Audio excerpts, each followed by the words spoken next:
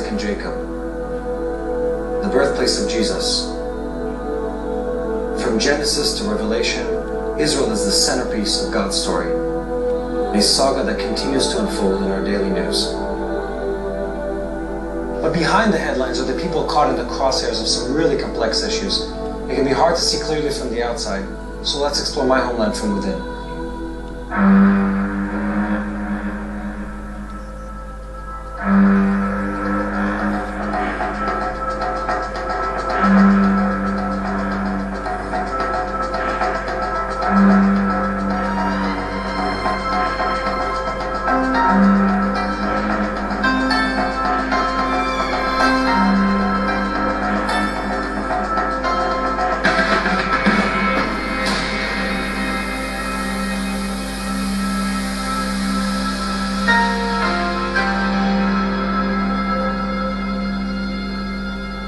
The Jewish people have long suffered persecution and political isolation.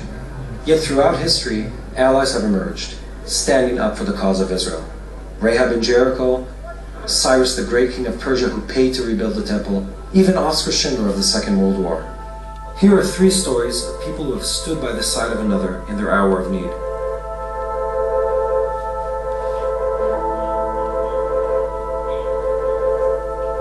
Many times people ask, where was God when it happened? And it's a valid question. We all wonder about that. But what we try to say is, where was man when it happened?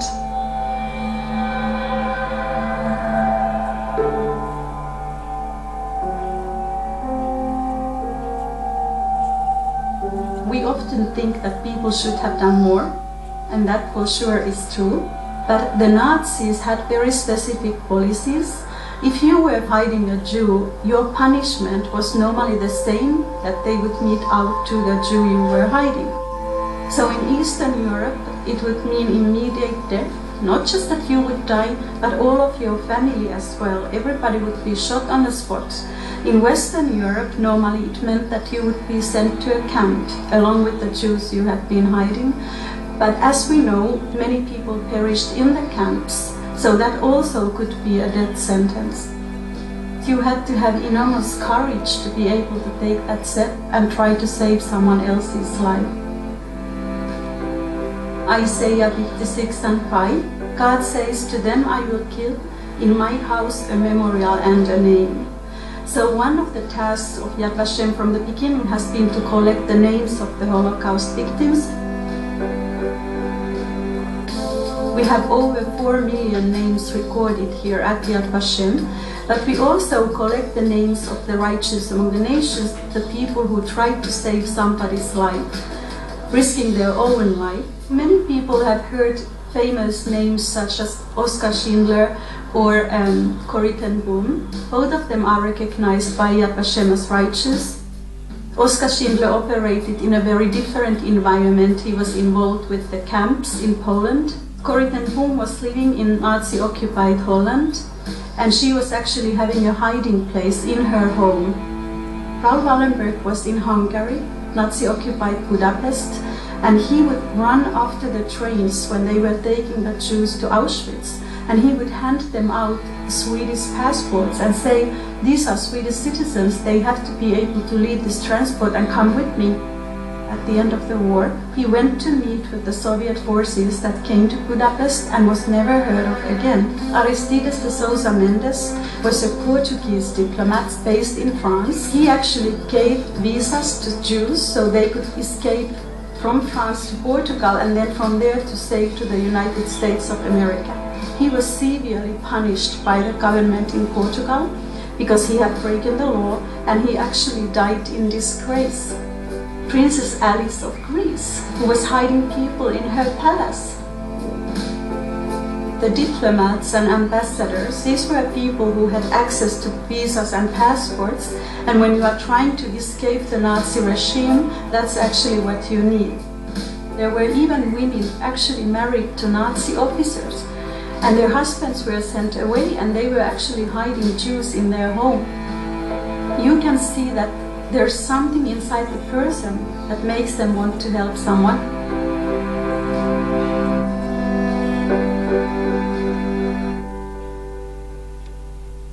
Over 24,000 have been recognized. They came from all walks of life, from very different cultures, languages, social classes. There was something in them that made them willing to take the risk to save someone else or try to save someone's life.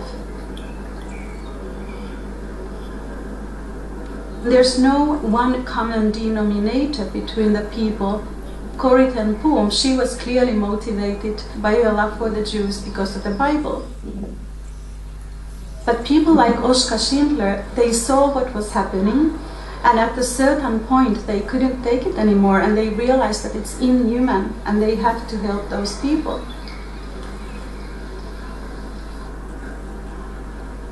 We know many stories where the people, they said, "Can you hide us? We need a hiding place. We will die if you don't let us come in." They would say, "You can stay here just one night. This is too risky. I have children. I cannot do this." When the morning came, where would they have gone? Something inside them compelled them to allow them to stay. They were just regular men and women, but they did something exceptional.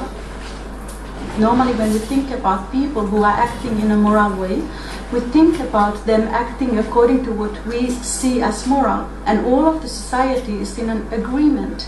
What is good behavior, what is bad behavior? But here they had to act against the norms of the society. So they had to know inside them that what they were doing was right, because they were acting against the moral values of their society. The Christian Friends of Yad Vashem was founded here at Yad Vashem in 2006. There were more and more Christian groups that were coming here all the time, and people here at Yad Vashem felt that we needed to have something special for them. We needed to offer them more than just a walk through the museum. We offer Christian leaders from all over the world a possibility to come here to study anti-Semitism, to study the Holocaust and Israel today, and how these three things are related. If you look at the world right now and you try to understand where is this rising anti-Semitism coming from, it actually is rising in the very nations that fought against the Nazis in World War II. The kind of anti-Semitism that in 1945 we thought that we would never see it again, and now it's actually very evident. When you tolerate anti-Semitism in spoken form or in the media or in the academy, there will come a point where it's going to be violent. So, for example, in Europe, we have seen violent attacks against the Jews. Very often we say never again. This is something that we hear all the time. The Holocaust is unique, but there have been other things that have happened since then. And I think that's a strong motivator, that we want to really try to influence policymakers, people who have influence, because we believe that the never again is a very important goal. My hope really is that we would awaken a sense of responsibility in people and a sense of wanting to go out and speak up for people who cannot speak for themselves. We are not calling for people to speak so much against anything. We are really asking them just to stand up for things that, for people, for the state of Israel, for the persecuted Christians. God can use anybody's life, but you have to be willing to, you have to offer yourself and say, I want to go out and I want to do this. Everybody has a voice. Everybody has a sphere of influence. Everybody can influence someone somewhere. It was men who perpetrated it. It was men who stood by, and it was men who rescued someone's life. Ask the question, where's man's place in the story?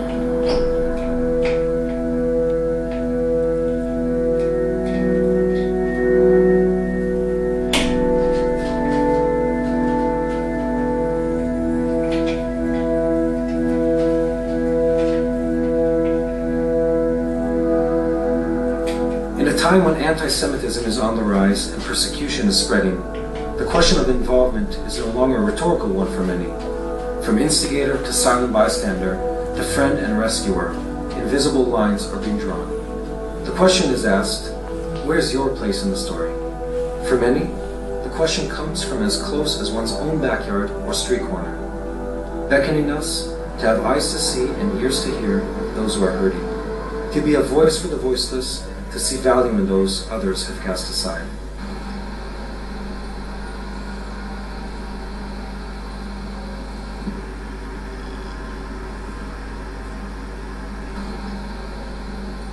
When you're growing up as a girl, you're starting very early at your life to get these messages of being an object. You don't understand it right away, but when you get older and older, and you go through things in life, you understand that this is something that is implanted in you. That it's stopping you from something, and you want to take it out. I moved not very far from the old central bus station. This is the zone of prostitution in Tel Aviv. When you go through this street, you don't see them. And the women ourselves are literally transparent. Day after day, I started to see things that you normally don't see. I started to see women time after time. I started to see doors open and close. I started to see curtains move. I started to see parts of women, a market of women, a market of human beings that are being sold and bought every day, like a trade, like the trade that it is. I couldn't unsee it, and this would want me to finally do something about it.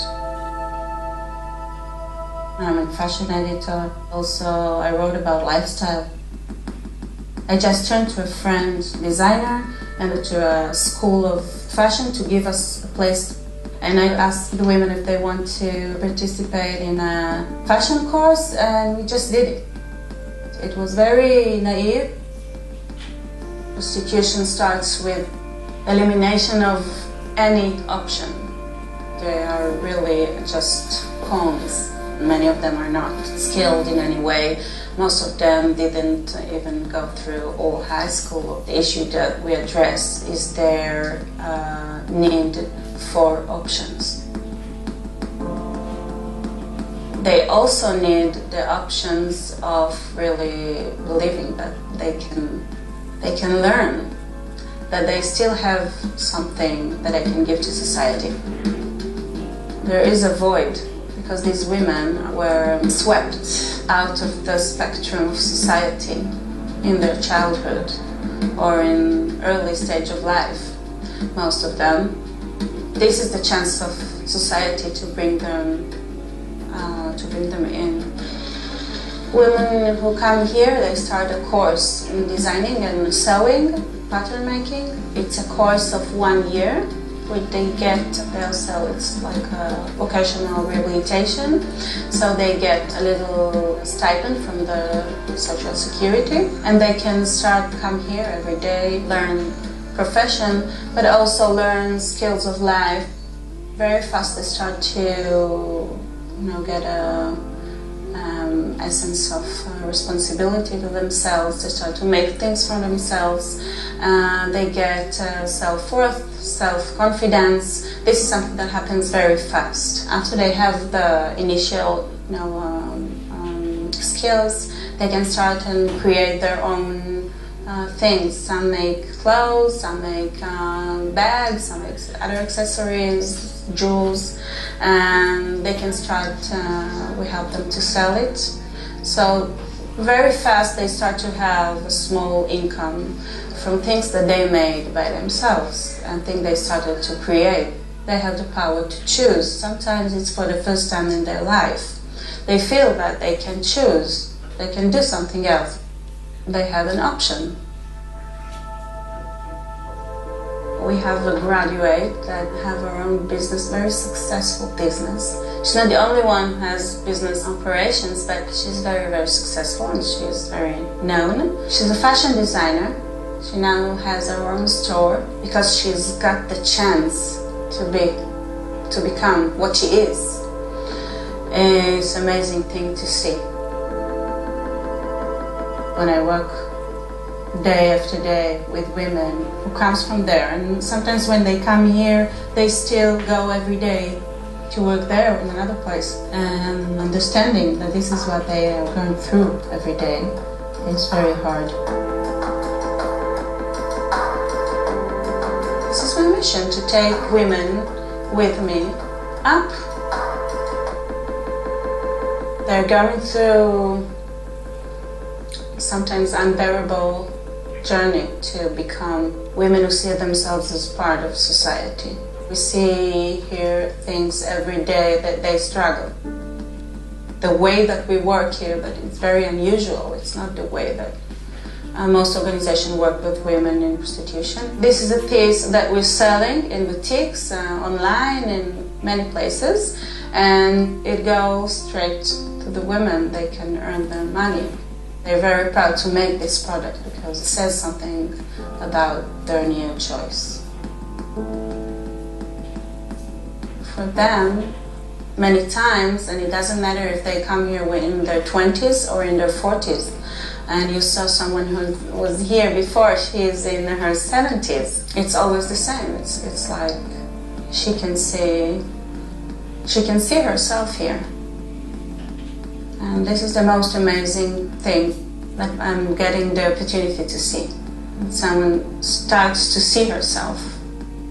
But for them, and they say it always in words, it's something that it's like meeting a thing that they didn't know exists, that someone can help other someone, and that someone is them. That someone thinks that they are worthy of help, that they have something special inside of them, that they are special, that they are human beings, individuals. It's the thing that is so, it seems so obvious. I wanted to realize what is the source of this phrase. In the Byzantine courts, there were like stone tables to play like chess. And turn the table, it means when someone really wants to break all the rules and they don't want to play this game anymore, they just turn this hard, heavy table of stone. This is what it takes to really break all the rules of the game, the old game, and start a new one.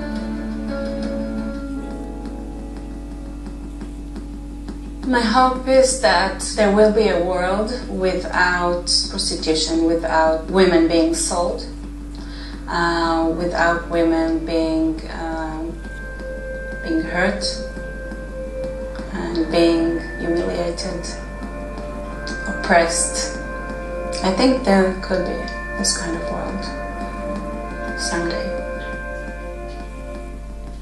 In the book of Isaiah, the prophet tells God's people this: "If you will feed the hungry and help those in trouble, your light will shine out from the darkness, and the darkness around you will be as bright as the noon sun. You will be called a repairer of the breach and a restorer of streets to dwell in." Out of the darkness of division and unrest, we see those who are shining a transformative light on injustice, serving as a voice of change through new and creative formats for those who have been silenced. I used to think that law was the only way to get the world to change, but I realized that we need to make connections between one another. Film is a way to bring people's individual stories to millions and millions of people all over the world. Images are seared into our conscience. It was a very happy set of circumstances that led me to an amazing group of individuals working on a project about, at this point, women's rights during the Arab Spring. It just spoke to me from the geopolitical perspective, from the human rights perspective, the legal perspective, the fact that I was living in Jerusalem at the time and kind of looking at the Arab Spring from a pretty close perspective. And I just thought, I want to be a part of this. I have the right of education, I have the right to play, I have the right to sing, I have the right to talk, I have the right to go to market, I have the right to speak up.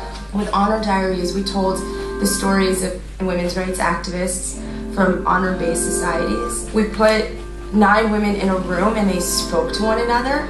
It was just an incredibly emotional space for them to connect with one another. I always felt that it was so important that we use our voices to do more in the world. I mean, it sounds a bit cliche, but it really is just that simple for me. I studied human rights law and international law, and I always saw myself in that framework. I was working for non-governmental organizations that would send reports to the United Nations. Countries get reviewed for their human rights record or for other issues, and so NGOs will submit documents to discuss issues either about the country or about other human rights issues. There's a lot of food programs or science programs. The AIDS programs of the United Nations are excellent, but just in terms of human rights, it was very challenging for me to feel that meaningful work was taking place. I can't take the Human Rights Council seriously when they put tyrants and dictators on the council to make the decisions. When you have countries like Syria having a voice at the UN Human Rights Council while they're butchering hundreds of thousands of their civilians at home, I just don't want to be part of that in a meaningful way. When I was working within this framework, I just felt like I was hitting my head against the wall all the time. I just felt like I'm not getting anywhere. Here we are in our ivory tower, writing reports or having conferences, but what's actually getting done?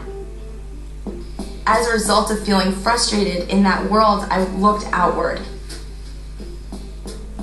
Film and media, more broadly speaking, to me, that's the way to promote advocacy and change. The world that we live in is so malleable, it's so flexible. Anyone can be part of media and expose and promote different stories to affect change. And that was the world that I wanted to be a part of.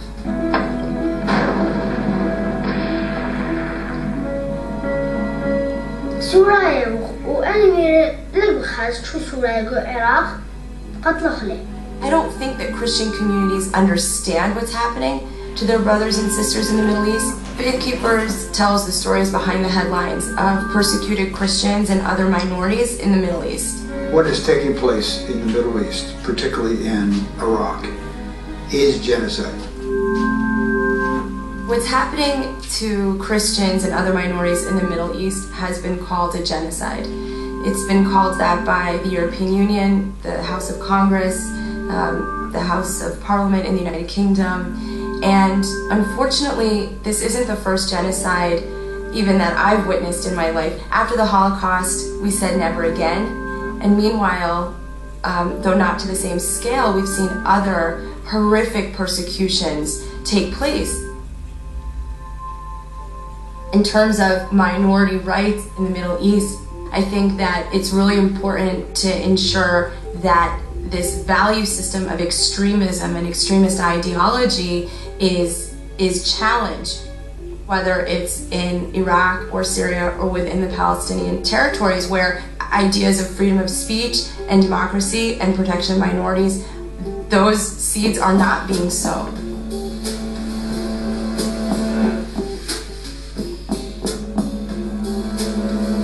A young woman like me, my age or even younger, in Saudi Arabia or Pakistan or Afghanistan, I mean, what does she think about when she thinks about her future? Even the idea of a future doesn't even occur to her and never has been a choice or a gift that she can enjoy.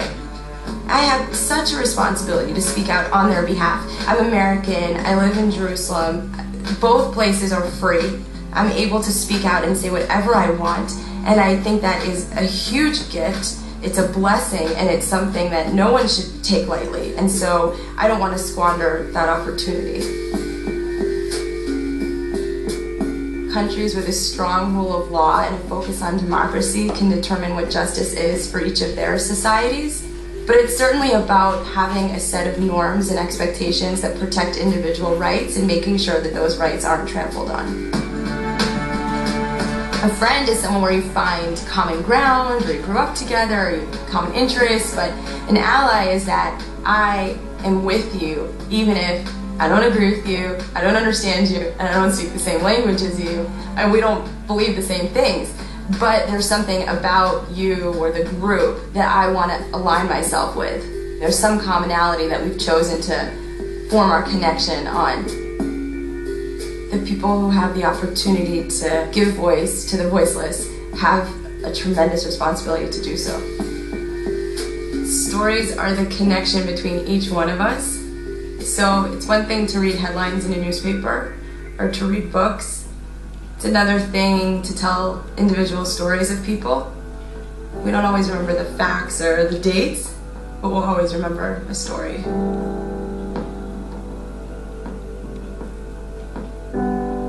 In Genesis 12, God promises Abraham, I will make you a great nation. I will bless those who bless you. I will curse those who curse you. And in you, all the nations of the earth will be blessed. When we look at history, the pattern is clear. Those nations who have opposed Israel crumble and fall. The great dynasties of Egypt, Persia, even Rome. And what about today? The political tide may come and go, but Israel is a living proof that God's promises remain. When the world turns against Israel, where will you stand? I leave you with a psalm penned by King David, a blessing over the city and indeed a prayer for Israel. Pray for the peace of Jerusalem. May they prosper who love you. May peace be within your walls and prosperity within your palaces. For the sake of my brothers and friends, I will now say, may peace be within you. For the sake of the house of the Lord our God, I will seek your good.